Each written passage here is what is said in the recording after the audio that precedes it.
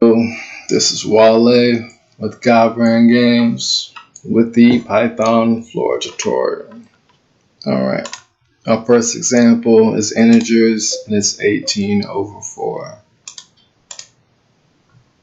Let's see what that comes. This comes to 4.5 with regular division, as I'm sure it will show you. Boom. Regular division 4.5.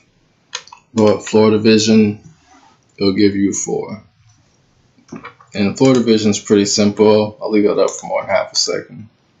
Floor division is really simple too to do. All you have to do is just add one extra slash, and that's it. So our second example, we're gonna have floats. These aren't floats. That's just another cool thing that not even gonna get into that. I'll give you an example with some floats.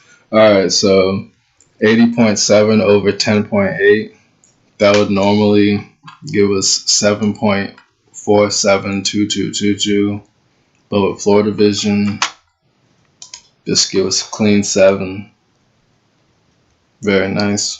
And if you ever get a answer or a quotient with no remainder whatsoever, and you use floor division, Python will chop off a 0, so it'll look like an int, but it won't change the actual variable type, so you're good. That's an issue for your databases. And our third example is floats again. It is, well, the numbers are put them together. 45.6789 over 2.0 comes to something ghastly, I'm sure. 22.83945. But floor division, it is nice. 22.0. Yep.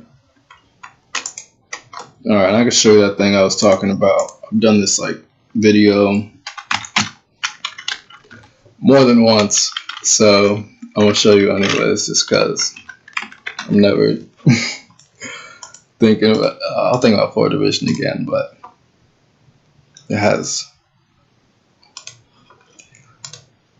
I'll remember floor division very fondly. How about that? Whenever I think about it.